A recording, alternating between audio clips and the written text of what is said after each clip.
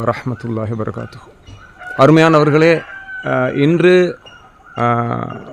அதாவது கண்டி மாவட்டத்தின் வெலம்பொட பகுதியைச் சேர்ந்த ஒரு கிராமத்துக்கு நான் வருகை தந்துள்ளேன். இங்கே உள்ள ஒரு குடும்பத்தினரை சந்திப்பதற்காக அவர்களது தேவை கருதி அவர்களுக்காக நிதி உதவி ஒன்றை பெற்றுக் கொடுக்கும் அமைப்பிலே இங்கே வருகை தந்திருக்கின்றேன். ஒரு பாடலை பாடி நான் ஆரம்பிக்கின்றேன். உள்ளத்தில் நல்ல உள்ளமே உலகில் ஆயிரம் கண்ணுக்கு சமமாகும். உள்ளத்தில் நல்ல உள்ளமே உலகில் ஆயிரம் கண்ணுக்கு சமமாகும். ஓர் ஆயிரம் கண்ணுக்கு சமமாகும். உண்மையும் அன்பும் பண்பும் என்றுமே நெஞ்சில் கொண்டால் உயர்வான வாழ்வுக்கு வழியாகும். உயர்வான வாழ்வுக்கு வழியாகும். இறைவா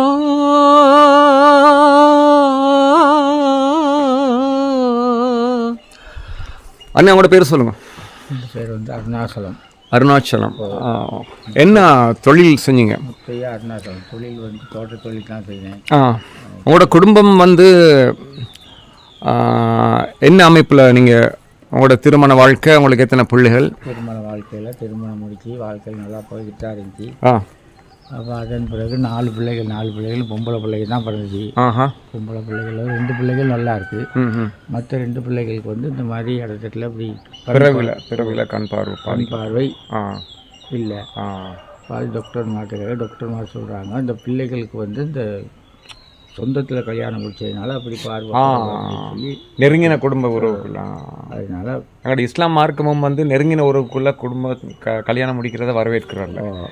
உங்களோட வயசு எத்தனை இப்போ? என்னோட வயசு வந்து இப்போ 69. இந்த மே 1 வந்தாக்க சரி சரி. மே தினத்தை முழு உலகம் கொண்டாடுற மாதிரி உங்களோட 70 பிறந்த நாள். 70 வயசு ஆகுது. அப்போ இவர் வந்து உங்களோட மருமகன். உங்களோட பேர் என்ன?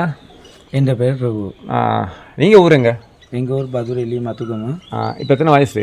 இப்போ எனக்கு 36 வயசு. என்ன செய்கிறீங்க பிரபு? நான் 10 வருஷமாக பிள்ளையாந்திர பொருத்தி ஃபேக்ட்ரியில் பேக்கிங் துறையில் வேலை செஞ்சேன். இப்போ மெரி பண்ணதால் சீதுவையில் தானே இருக்கிறோம். ஆனால் வத்தலை பார்க்கிட்டு ஜாப்ஸ் ஒன்று தேடிக்கிட்டு இருக்கேன் பேக்கிங் ஆசையில். இப்போ நான் வியாபாரம் பண்ணுறேன் சர்வியட் பிலோகே. அப்போ உங்களோட மனைவி இவங்க தான். உங்களோட பேர் என்ன? மேகலா குமாரியா? இவங்க உங்களோட அக்கா. அவங்களோட பேர் என்னம்மா? செல்வகுமாரி. இப்போது அன்பர்களே, அருமையானவர்களே, இந்த குடும்பத்துக்கு சில பிரச்சனைகள் இருக்கின்றன. இவற்றை நாம் எல்லோரும் அல்லாவின் படைப்புகள் என்ற வகையிலே இவர்களுக்காக ஒரு சில உதவிகளை நாம் செய்ய கடமைப்பட்டுள்ளோம். அந்த வகையிலே இந்த பெரியவர் உங்களுக்கு ஏதோ அதாவது இருதயம் சம்பந்தப்பட்ட நோய் இருப்பதாக சொன்னீர்கள். என்ன? முதல்ல வந்து கேன்சர் வந்துச்சு 2011. கேன்சர் வந்து அதுவும் ஆப்ரேஷன் பண்ணி அது கொஞ்சம் தொழில் ஒன்றும் செய்யலாது. ரெண்டாவது ஹார்ட் அட்டாக் 2 பையனை வந்துருக்கு. சரியாக நடந்து போக கேளாது, வர்றது கேளாது. இப்போ இந்த கட்டப்பட்டிக்கிற இந்த அரைக்குறையா உள்ள வீடு வந்து இதில் வீட்டு விஷயத்த சொல்லுங்கள். இந்த வீடு வந்து இப்போ அரைக்குறையாக கட்டியிருக்குது. வந்து இது முழுமையாக செய்கிறதுக்கு என்கிட்ட காசு இல்லை. அதுக்காக உங்களுக்கு மக்கள்கிட்ட உதவி தேவைப்படுது. யாரும் பொறுத்து உதவி பண்ணுறது ரொம்ப நிச்சயமாக ஆண்டவண்ட பேரால் மனிதர்கள் நல்ல உள்ளம் படைச்சவங்க, தாராள மனம் படைச்சவங்க உங்களுக்கு உதவி செய்வாங்க. அதுக்காக தான் இந்த நிகழ்ச்சியை நான் நடத்துகிறேன். அதோட உங்களோட அக்கௌண்ட் நம்பரை நான் இதில் எடுத்து போட்டுவிடுவேன். உங்களோட அக்கௌண்ட்டுக்கு காசுகள் வரும். அப்போ நீங்கள் இந்த வீட்டை கட்டி அநேகமாக எதிர்பார்க்கக்கூடிய தீபாவளிக்கு முன்னுக்கும் உங்களோட இந்த வீடு சம்பூர்ணம் அடைஞ்சு நீங்கள் சந்தோஷமாக இங்கே வந்து வாழலாம்னு நான் எதிர்பார்க்குறேன். இந்த வீடு வந்து யாருக்கா கட்ட போகிறீங்க? இது வந்து இவங்க இந்த 2 மகள்மா இருக்கும். சரி. அப்போ இதுதான் உங்களுக்குள்ள பிரச்சனை. இப்போ இந்த வீட்டை கட்டி கொள்றதுக்குள்ள ஹெல்ப் வேணும் உங்களுக்கு. அடுத்து அவங்களோட மருத்துவ விஷயங்களுக்கு உள்ள மருந்துகள் என்ன மாதிரி பாவீங்க? மருத்துவ விஷயங்களுக்குள்ள மருந்து வந்து இப்போ ஃபார்மசியில் வாங்கினா அதுக்கு வந்து 740 ரூபா போகும். எத்தனை நாளைக்கு அந்த மாதிரி? 5 நாளைக்கு. 5 நாளைக்கு 740 ரூபா. அவங்களுக்கு அஸ்வசமாக கிடைக்குதா? அஸ்வசமாக. அடுத்து வேறு வருமானங்கள் இல்லை? அஸ்வசமாக இருக்குது. மற்றது வந்து கேன்சர் ஆப்ரேஷன் பண்ணதுக்கு 1000 ரூபா ஒன்று தர்றாங்க. அடுத்தது இந்த மகள்மார்ட அவங்களும் தொழில் செய்கிறாங்கன்னு நான் கேள்விப்பட்டேன். எங்கே வேலை செய்கிறீங்க? தொழில்னு சொன்னாக்க கொழும்பு மாபாபு மகாபாகிலாம் அங்கே ஒரு ஃபேக்ட்ரியில் சம்பளங்கள் உங்களுக்கு போதுமா இருக்கா செலவுகளுக்கு? அது இருக்கிறது மாதம் மாதம் இருக்கிறது அப்பயே செலவழிஞ்சு. ஓ, இப்போ உள்ள பொருளாதார நிலைமை படிக்க உங்களுக்கு வருமானம் போதாது. ஆகவே கட்டாயம் நல்ல உள்ளம் படைத்த தனவந்தர்கள், செல்வந்தர்கள், வள்ளல்கள் இவங்களுக்காக உதவி செய்யுமாறு, இன மத மொழி பேதத்தை கடந்து அத்தனை பேரும் இவங்களுக்கு ஹெல்ப் பண்ணுமாறு நான் அல்லாட பேராக வேண்டிக் கொள்கிறேன், இறைவண்ட பேராக வேண்டிக் கொள்கிறேன். அதோட இந்த நிகழ்ச்சியை பார்வையிடுற அன்பர்களே, இந்த விஷயத்தை நீங்கள் அதிகமாக ஷேர் பண்ணி இவங்களுக்கு கூடுதலான வசூல் ஒன்றை எடுத்து கொடுங்க. இந்த பெரியவர் அக்கௌண்ட் நம்பரை நான் இந்த இதில் ஆட் பண்ணுவேன். அதுக்கு நீங்கள் உங்களோட அக்கௌண்ட்டில் உங்களுக்கு முடியுமான அளவு ஒரு சின்ன தொகைன்னு சொன்னாலும் நல்ல எண்ணத்தோடு நீங்கள் போடுற ஒரு சின்ன அதாவது ஒரு ஈச்சம்பழ துண்டை சரி நீங்கள் கொடுத்தாலும் அல்லாவுக்காண்டு கொடுத்தா அது உங்களுக்கு மலையாளம் நன்மையை பெற்று தரணும் எங்களோட மார்க்கம், இஸ்லாம் மார்க்கம் சொல்லுது. அந்த அமைப்பில் இவங்களுக்கு பரவாயில்ல, அல்லாஹ் படைத்த படைப்புகள்ன்ற வகையில் பலகீனமாக இருக்காங்க, நோயோடு இருக்காங்க, வறுமையோடு இருக்காங்க, இவங்களுக்கு நாங்கள் உதவி செய்கிற எங்களுக்கு எல்லாத்துக்கும் ஒரு கடமை. அந்த வகையில் வலியுறுத்தி கொண்டு இதில் என்ன குறைபாடுகள்னு சொல்லுங்கள். வந்து நீங்கள் அப்படி இருங்கம்மா. அண்ணா வாங்க. இதில் உள்ளுக்கு நீங்கள் இப்போ வந்து 2 காம்பவுண்டர் இது வரைக்கும் எவ்வளோ உங்களுக்கு செலவழிஞ்சு இருக்குது? இதில் வந்து 2,50,000 கொடுத்தாங்க அரசாங்கத்தால், செல்வகுமாரிங்கிற பேர். இப்போ அதை வச்சு தான் இந்த வேலையை செஞ்சேன் நான். நேற்று கொரோனா டைம் வேறு, சாமான்களும் விலை கூட. ஒரு பையனை கொண்டாந்து போட்டு மணலும் மெட்டலும் அடிச்சுக்கிட்டே போயிடுச்சு தண்ணியில், இந்த தண்ணியில், நீருள்ள தண்ணியில். திரும்ப மணல் கொண்டாந்து ஒரு மாதிரி கட்டி இதை ஒரு மாதிரி பெருச வீடாக கட்டணும் தான் நினச்சி என் கையில் தள்ளி போட்டு இது செலவழித்து இப்போ முடிஞ்சு. கொரோனா டைம் வேறு, ரொம்ப கஷ்டப்பட்டு அதை கட்டணும்.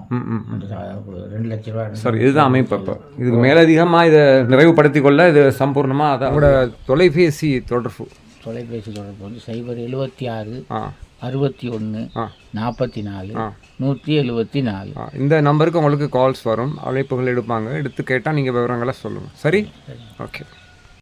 இப்போ அவர்களே, உங்களுக்கு விருப்பமான முடியுமான ஒரு பாடலை பாடி எங்கள் அபிமானிகளை கொஞ்சம் சந்தோஷப்படுத்துங்கள், உங்கள் திறமை வெளிக்காட்டுங்கள். எனக்கு சகோதர மொழி பாடல் தான் வரும், தமிழ் பாட்டு. அதை பற்றி எந்த பிரச்சனையும் இல்லை. எல்லா பாஷையும் நம் பாஷை தான். සුතුමල් පොකුරක් අතින් දරාමා ඔබේ සෝන ළඟ තනිවී රාසේ සැලේනා කඳුලලි තවරා සිහිකරමි මගේ පියාණනි. සුතුමල් පොකුරක් අතින් දරාමා ඔබේ සෝන ළඟ තනිවී රාසේ සැලේනා කඳුලලි තවරා සීකරමි මගේ පියාණනි. බාලවියේ ඔබේ තුරුලේ නැලවුනි තෙනේ අස්නොරුවේ සිතිවිලි අතරේ මා තනි කෙරුවේ නැවත නොෙන්නට ගිය ගමනේ නැවත නොෙන්නට ගිය ගමනේ සුතුමල් පොකුරක් අතින් දරාමා ඔබේ සෝන ළඟ තනිවී රහසේ සැලේනා කඳුලලි තවරා සීකරමි මගේ පියාණනි. ගැඩපත හමුවේ ඉඳීමි නිරතුරු ඔබේ රුව දකීමි කලාලොවේ දොර අභියස සිටිමි ඔබ සිටියා නම් සතුට දැනී ඔබ සිටියා නම් සතුට දැනී ඔබ සිටියා නම් සතුට දැනී.